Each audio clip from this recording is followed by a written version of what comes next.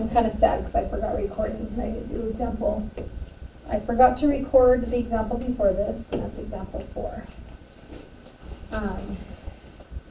While the kids are working, I'm actually going to put this up, so maybe somebody at home could pause and work through it and see how we did it. So anybody who's absent today, we did these row operations in yellow, and then you could have stopped right here and did back substitution, but you could continue until it looks like this. This is known as the identity matrix, where you have ones in the diagonals, and this is called reduced row echelon form. That's what the RREF stands for, and you technically have your system solved. So if you want to pause and work through those steps, you can. Let's continue. Let's see if you guys got where I'm going to go.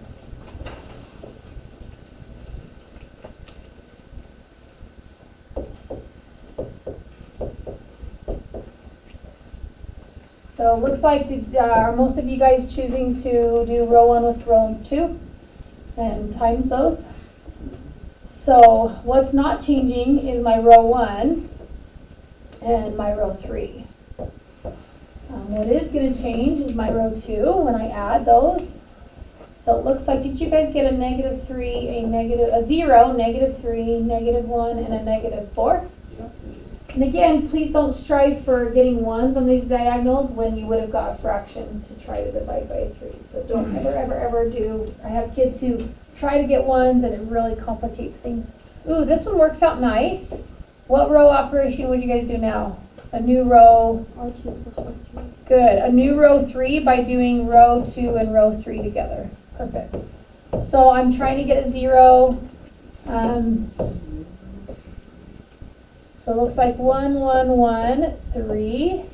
I am keeping this row. Is that a -1? But it looks like I want to change my row. Let me erase this. It's going to be 3. Okay, let's do it by saying 0, 0, 0, -3. This is what you guys got. What do you guys think is the case here? What's that? Yeah, you're right. You got an untrue statement. You don't have any z equaling anything, and you guys technically are stating right here 0 equals -3. That's what that's technically stating. So what would have happened when you guys think of this as an equation? When you guys have x's, y's, and z's in the system back into the equation form, like this, you guys would have got this. 0 equals -3. This is an untrue statement, and we get to say that this is no solution, but this is also known as a what system?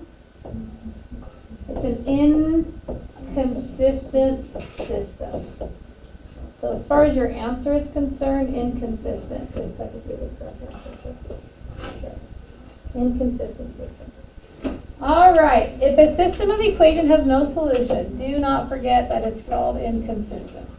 All right, let's see what happens here. Does anybody notice that anything before we put it into its system? And it's okay if you're not noticing anything. Okay, let's go ahead and put it into its system, and then let's see what happens when we start to solve. Okay?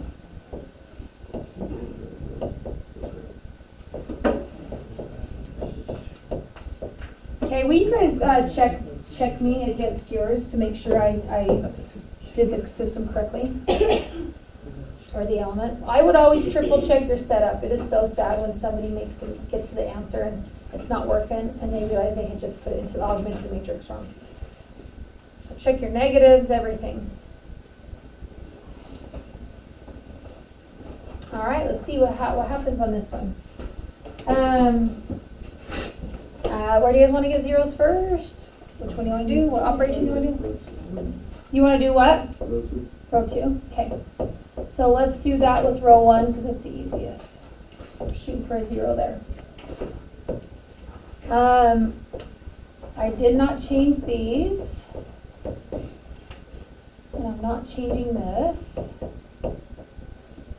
Okay, and let's change row 2. Do Do you guys get a 0, a 1, a -4, and a -3? Perfect. All right, what would you guys do now to get a 0 in that row 3, column 1 spot where the 3 is? Let's do row 1 by a -3. All right. And then you're going to add that with your row 3. So it looks like you guys are going to go -3, +3, +3, -3. Okay? So even though I times all those, I'm not changing it. So I'm going to keep it as a 1, -1, and 1. You could, if you didn't like that you had a negative in this first spot, you could times everything by negatives if you want. But we're choosing not to. You can do individual rows, like multiple things at a time, if they don't affect each other. But if you're like using another row, don't change multiple rows at a time. So anyway, this one it looks like I'm going to keep this, but I did change row 3 to become a 0. Did you guys get a 1, a -4, and a -3? What do you guys notice? What happened when 2 equations were the same? They are the same equation, but these are the ones that we ended up with a dependent system. Because what happens when we go to eliminate again? So let's do another thing. So when I'm going to change my row 3, we're going to shoot for a negative down here. So let's maybe like negate row 2 and add it to row 3. Okay, so let's kind of negate those and then add them to row 3. So not changing these other rows.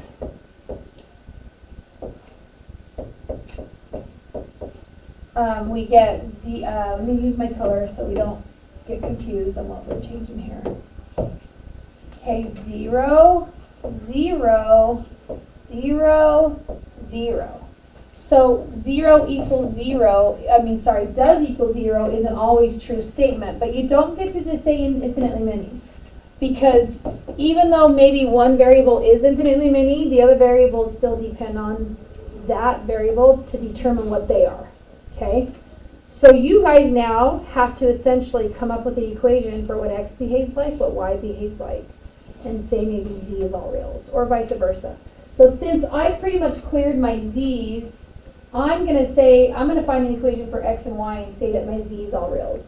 You could do that any way you want though. If you wanted to say x is all reals, you could come up with an equation for y and z. It doesn't really matter which way you do it. I'm going to say z is all reals, okay? So I probably might try to strive for zeros here and here just to get my x solved for, my y solved for. But you could also just start back substituting right now. Okay? So I'll let you guys pick. I'm going to back substitute myself, but you guys are more than welcome to maybe get another 0 right there if you want. Okay? So let's put everything back into its system. X minus y minus z equals 1 is this row 1.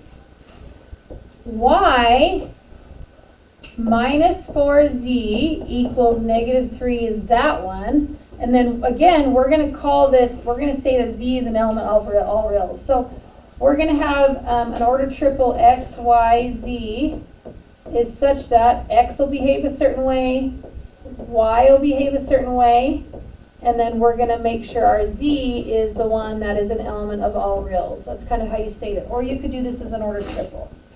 Okay? So since z is an element of all reals, we get to solve for y, and y is already in terms of z. What would I do to get y by itself?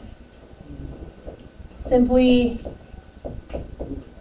add a 4z over. Okay? So I get to say, oh, y is going to behave like a 4z minus 3 equation. So you guys could have said, I don't know how do I write my order triple? I think we still say it that way. I think I still say z is an element of all reals, and then I would be able to say that my y is 4z minus 3. So notice how everything has to be in terms of whatever one you say is all reals. So I'm not allowed to say that my x as I start to isolate x and I add y and I add z over, I am not allowed to say y plus z plus 1 and put that in. I have to make sure I do what?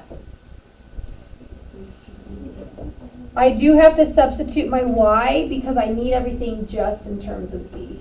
So don't just like do that and stop and be lazy. That's kind of why I said, you might choose to get a 0 right there. Maybe just because it gets rid of your y and it gets everything in terms of z. But it's not like required. You can do it here as well. So we would say 4z minus 3 goes in place of my y, and then that's going to be added with your z, and then we still have the 1. So when you go and simplify this out, it looks like we get what? Is that a 5z? And then, is that a minus 2? I could have messed up while I was talking. So I chose to add the y and the z over, and then I'm replacing in for my y.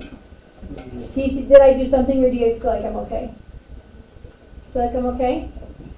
5z minus 2. Let me check it to my notes and see if we made a mistake anywhere. Okay. That's what I have in my notes. Do you guys feel like we tracked it okay? This is set notation, and this is perfectly allowed. An ordered triple is also perfectly allowed. You just wouldn't say y equals and x equals on the ordered triple, but in set notation you would. That is known as a dependent system.